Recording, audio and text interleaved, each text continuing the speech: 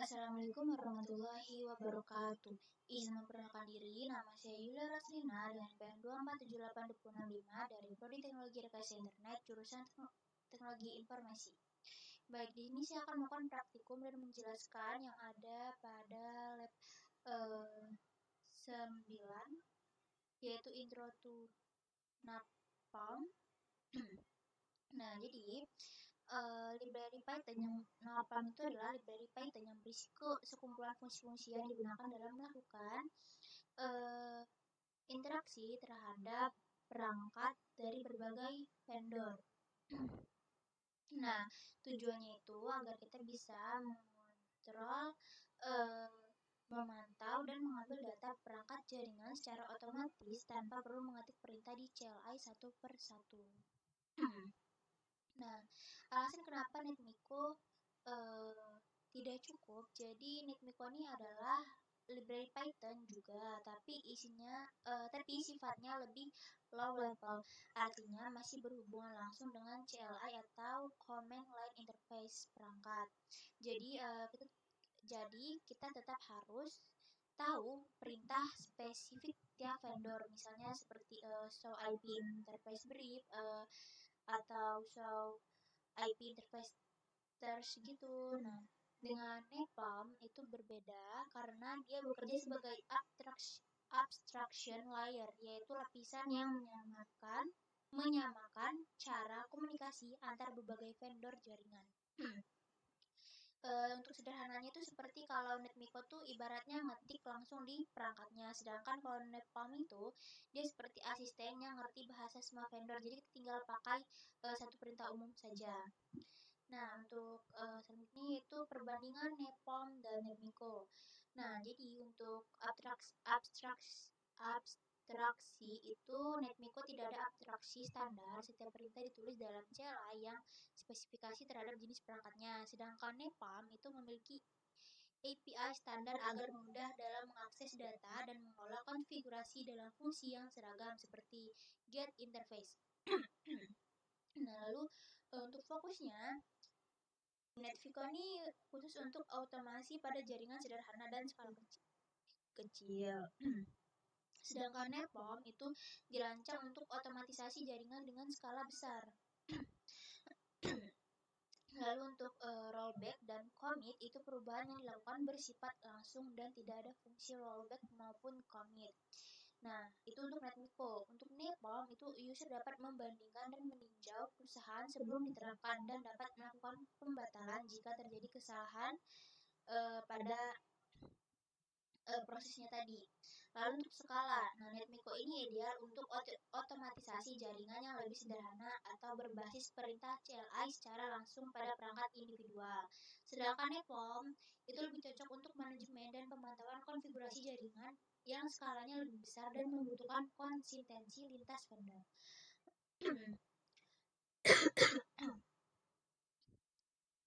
Jadi untuk kesimpulannya, NetMiko itu bagus untuk belajar dasar-dasar otomatisasi atau mengatur perangkat satuan. Sedangkan Napalm itu lebih cocok untuk otomatisasi skala besar karena bisa mengolah banyak perangkat dari berbagai vendor dengan cara yang seragam. Nah, ini adalah salah satu kode dari Napalm dan NetMiko. Nah, kalau Napalm dia kodenya lebih ringkas, kalau NetMiko ini lumayan banyak kodenya. Nah, itu adalah salah satu perbedaan dari Napalm dan NetMiko. Oke, kita lanjut ke lab session 9. Oh, ternyata kita lab session 9.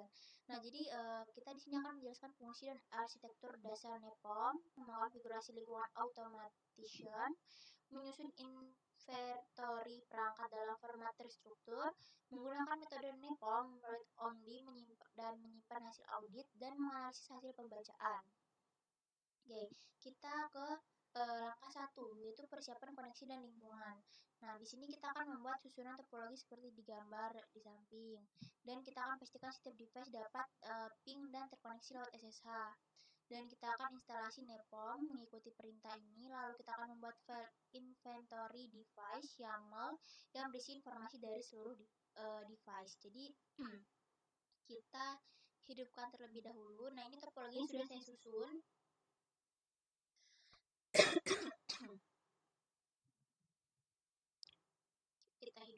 dulu semuanya.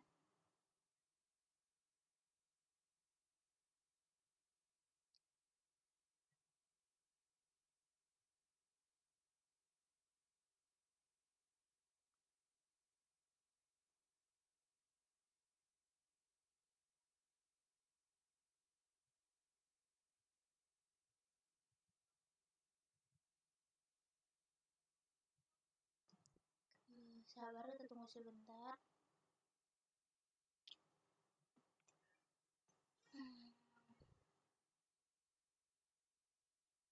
Oke.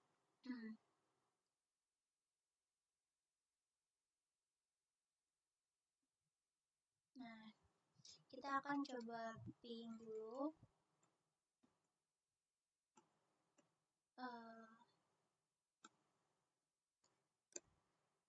Kita ping ke routernya, dan ke router berhasil. Kita kontrol C. Kita masuk ke SSH-nya, karena SSH saya menggunakan kode yang lumayan panjang, jadi saya simpan saja dan akan saya salin di sini.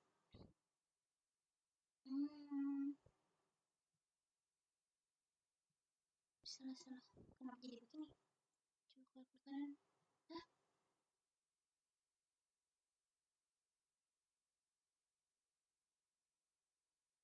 Apa ini? Bentar.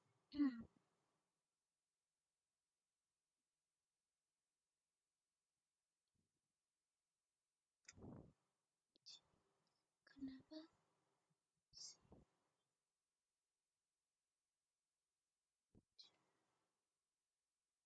Apa yang salah?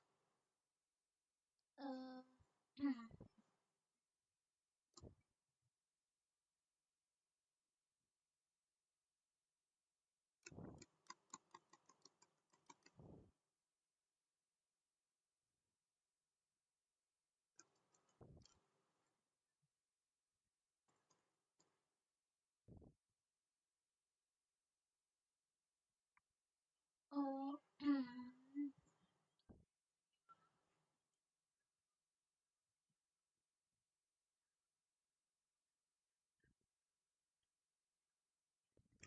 C.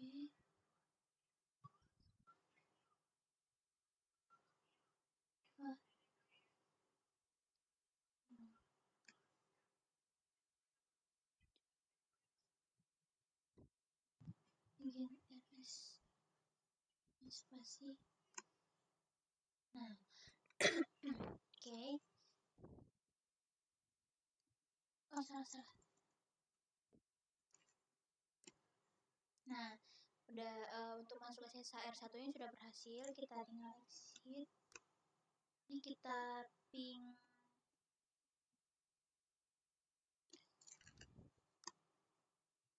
Nah, switch satunya sudah bisa diping. Lalu kita masuk ke SSH-nya. Switch.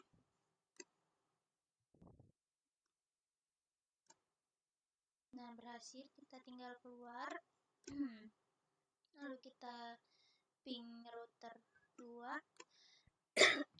Berhasil. Kita masuk ke SSH router 2.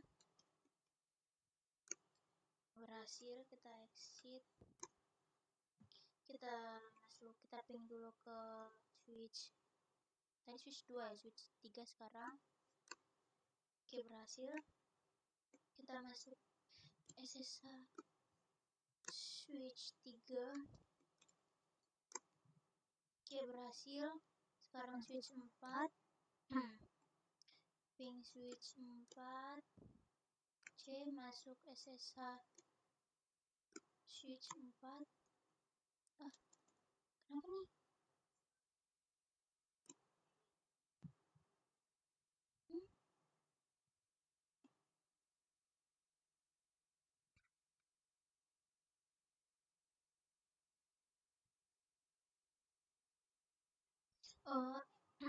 Kita coba memasukkan perintah yang dia suruh. C. Kita enter. Kita masuk lagi. Oh ya. Oh, ternyata dia membutuhkan apa namanya itu, mana sih tadi bacanya. Nah ini, nah dia tuh butuh koneksi atau fingerprint gitu, baru dia bisa masuk. Oke, kita lanjut exit, kita ke switch 5. Tapping switch 5 berhasil. Kita ke SSH switch 5. Aduh.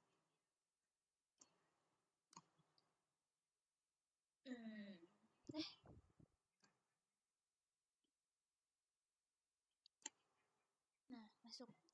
Exit. Kita ke switch 5 udah, switch 6 sekarang. Terakhir. Berhasil ping. Nah, nah. 7. Oke. Exit.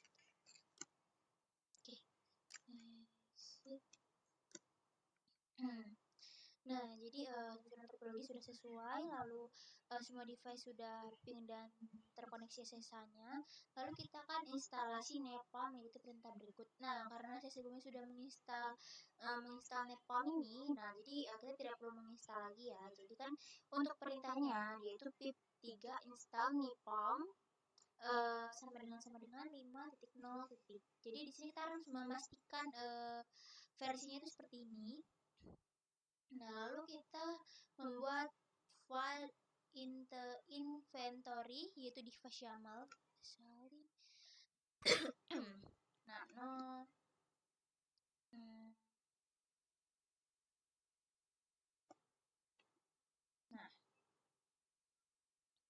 enter. Nah, jadi di dalam apa namanya device YAML ini itu berisi informasi dari device yang ada atau perangkat yang digunakan pada lab ini. Di sini ada dari router 1, switch 1 sampai switch 6. Kita Ctrl X saja. Kalau seperti ini mending lagi deh. Nah, karena agak sulit. Lalu tadi kita sudah membuat ini ya, apa namanya, device YAML-nya. Lalu kita akan read only operation-nya.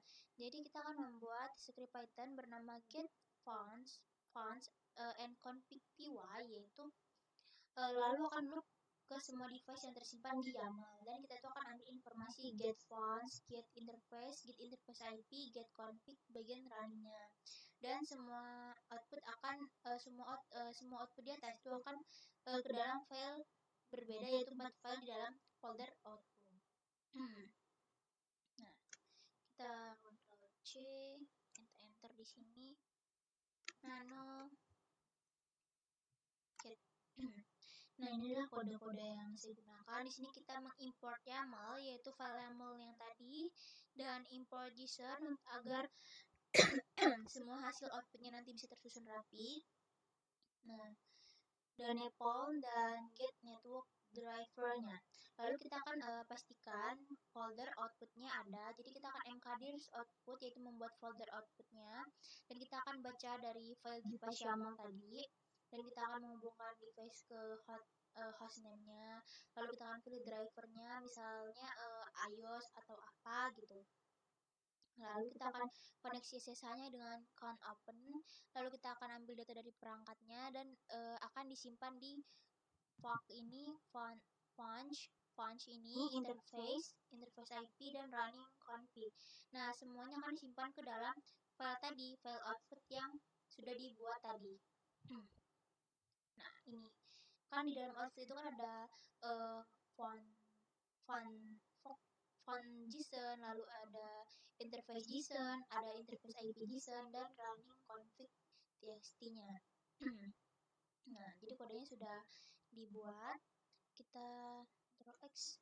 Nah, ini kita silang dulu untuk menjalankan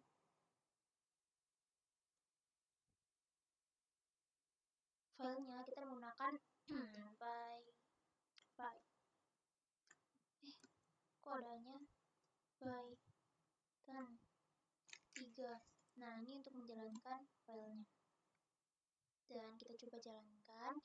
Nah, ini mulai menghubungkan dan dia akan mengambil data dari R1 dan berhasil disimpan dan mengambil data dari switch 1 sampai switch 6 dan akan disimpan juga.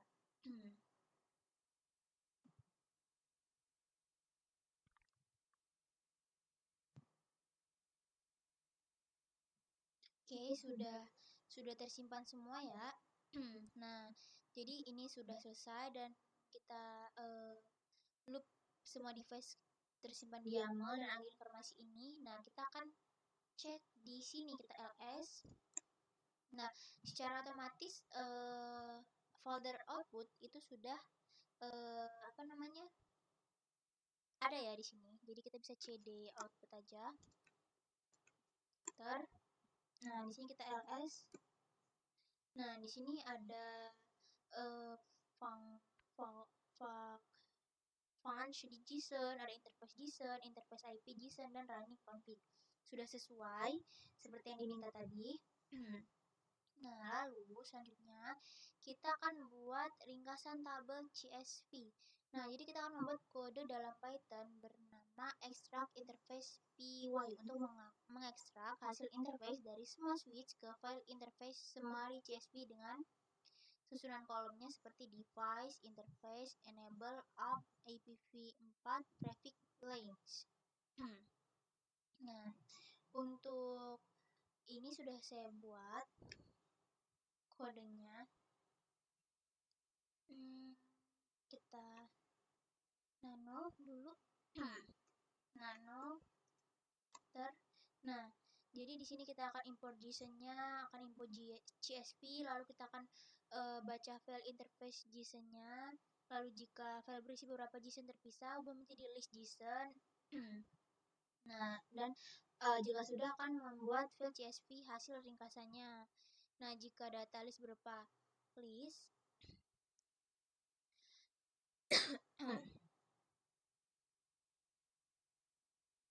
nah, kita akan ambil IP address jika ada.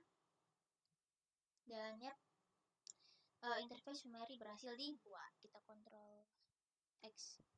Ini kita buang dulu, kita masuk lagi. Enter.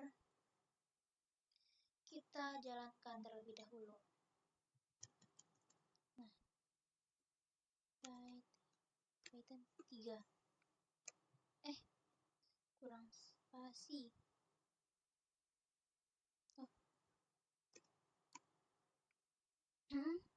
Nah ya, file interface summary CSV berhasil dibuat dan bisa kita lihat, kita tes. Nah, sudah ada nih interface summary CSV. Nah, untuk bacanya kita bisa gunakan perintah cat. Nah, ini semua yang ada di file interface summary-nya. Oke. Lalu setelah itu kita lagi. Nah, sudah yang ini sudah kita lakukan semua. Lalu untuk deliveries-nya yaitu menjawab pertanyaan yang ditulis pada logbook yang selanjutnya dikirim ke GitHub sudah.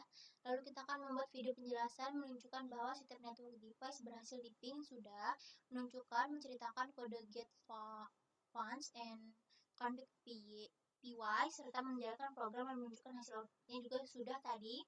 Lalu kita menjelaskan kode extract interface py serta menjalankan dan menunjukkan hasil outputnya sudah tadi, dan akan menjelaskan pertanyaan-pertanyaan yang dijawab pada bagian pertama. Oke. Nah,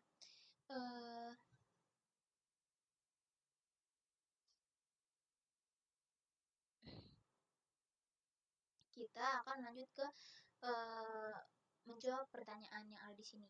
Sebutkan versi Python dan NIPOM yang digunakan. Nah, untuk mengecek versi-versi ini, kita bisa untuk Python-nya dulu. T1 Python 3 min version. Nah, jadi untuk Python yang digunakan itu adalah 3.8.10, dan untuk NIPOM-nya itu kita bisa cek dengan pip3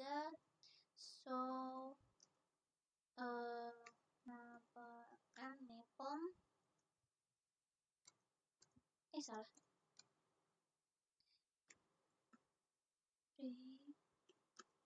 Reversion. Nah,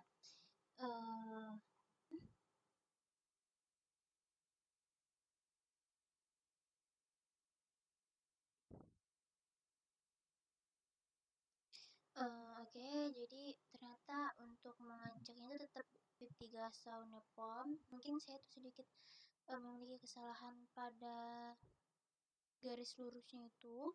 Coba kita enter.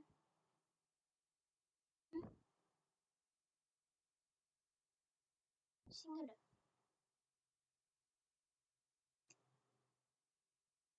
Nah, nah jadi di sini versinya 5.0.0 untuk apa namanya versi Nepom yang digunakan. Lalu kita tuliskan perintah SSH ke router dan hasilnya. Untuk perintah SSH ke router ya tadi sudah lumayan jauh sepertinya ya. Perintah SSH. Nah, ini untuk ke routernya.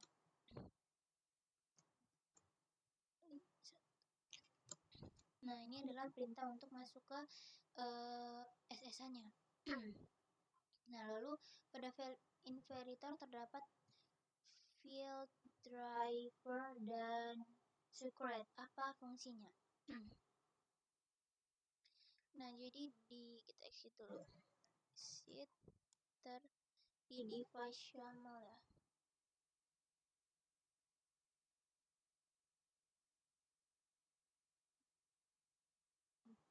Nano device YAML. Aku hilang. Ctrl X. Oh, ini di output ternyata kita cd. Aduh, kita keluar dulu.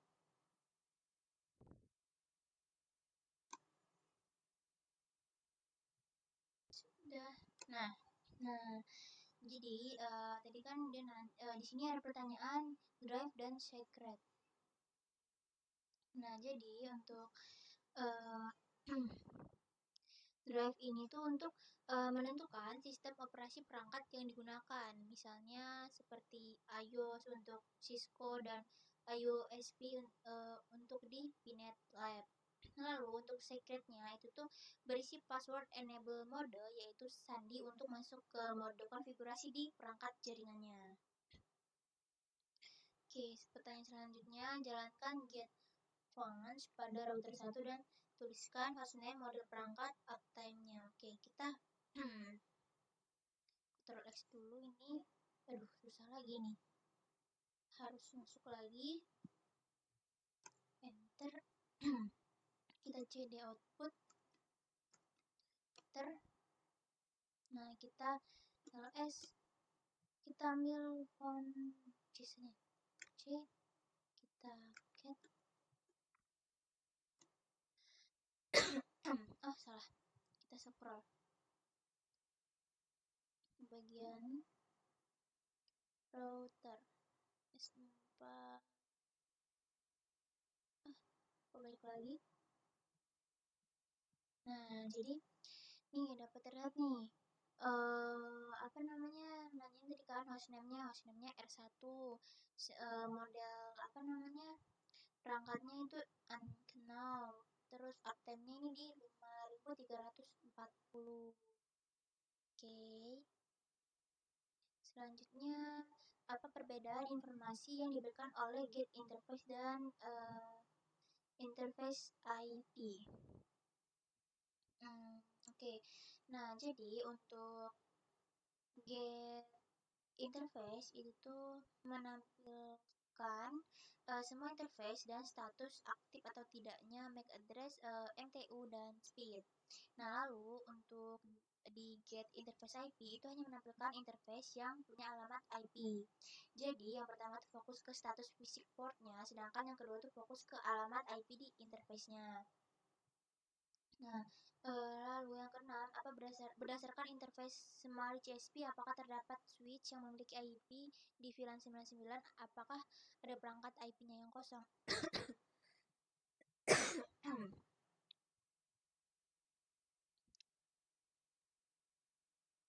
Oke, Oke, kita cek summary-nya. LS lagi.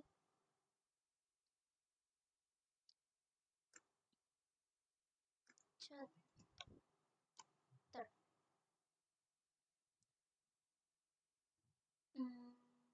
Bulan 1, bulan 1, bulan 1, bulan 1, bulan 1, bulan 1, bulan 1, bulan 1. Oke. Ya, jadi tidak ada switch yang memiliki IP di VLAN 99 karena kolom di IPv4 dan traffic link-nya masih kosong. Jadi beberapa perangkat hanya memiliki IP di VLAN 1 interface management dan sebagian besar interface lain memang belum dikonfigurasi IP-nya. Oke. Yang ketujuh, jelaskan mengapa abstraction layer ini penting dalam otomatisasi jaringan dan apa risiko jika program menulis otomatisasi berbasis CLI spesifik vendor tanpa abstraksi. Nah, jadi abstraction layer itu seperti NetPom itu penting karena menyatukan cara akses ke berbagai jenis perangkat jaringan. Dengan begitu, kita bisa pakai satu script Python untuk vendor berbeda tanpa perlu menulis ulang perintah CLI-nya.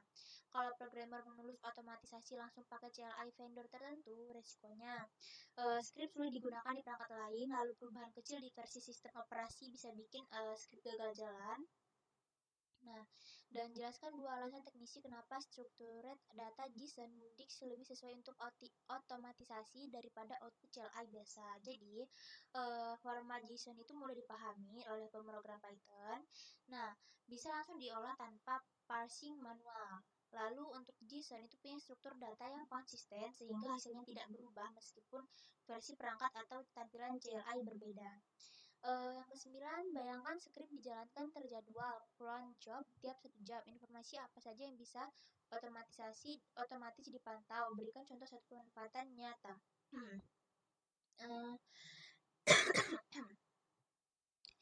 Jadi, skrip dijalankan otomatis setiap jam. Sistem dapat memantau kondisi perangkat secara berkala seperti uptime, status interface, dan perubahan konfigurasinya. Contoh penerapannya nih, skrip itu dapat mengirim notifikasi otomatis ke admin jika ada interface yang tiba-tiba down atau konfigurasi berubah tanpa izin. Yang terakhir, jika suatu hari topologi bertambah menjadi 30 perangkat, bagian apa yang perlu dirubah? Jadi, bagian yang perlu dirubah itu hanya bagian field device YAML dengan menambahkan daftar perangkat baru seperti hostname-nya, IP-nya, username, password, dan drive. Script Python tidak perlu diubah karena sudah otomatis membaca semua file data dari YAML tersebut. Oke, mungkin hanya itu saja yang bisa saya jelaskan dan saya perhatikan. Jika masih banyak kesalahan atau kekurangan, saya mohon maaf. Saya akhiri. Wassalamualaikum warahmatullahi wabarakatuh.